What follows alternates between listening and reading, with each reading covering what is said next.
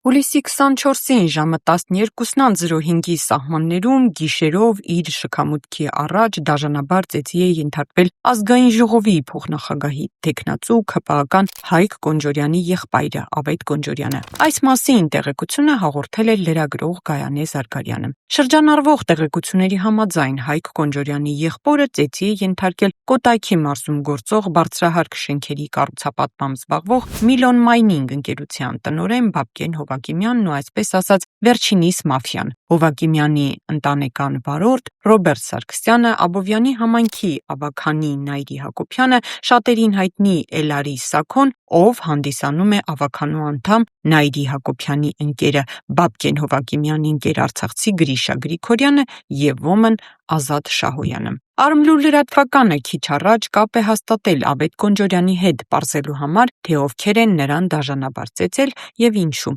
Ավետ Կոնջորյանին մեր հարցին, թե ովքեր են ձեզ դաժանաբար ծեծել և ինչու, պատասխանեց. կներեք, չեմ կարող խոսել, հիմա ես ինձ շատ վատ եմ զգում, ահա որ վատ եմ։ Բայց ճիշտ են այն տեղեկությունները, որ ձեզ ծեծի են ենթարկել, Կոնջորյանը հաստատեց. այո, կներեք, բայց չեմ կարող խոսել։ Իսկ մեր դիտարկմանը, թե ոստիկանություն կամ բժշկական հաստատություն դիմել է, Կոնջորյանը ևս մեկ անգամ հաստատեց և նշեց, որ այս պահին վատ է ու այլևս չի կարողանում որևէ բառ ասել։ Մեր հարցին, թե ովքեր կարող էին հարձակվել նրա վրա, Կոնջորյանն անջատեց հեռախոսը։ Քիչ առաջ հայտնի դարձավ, որ Ավետ Կոնջորյանի ծեծի գործով կա մեկ ձերբակալված։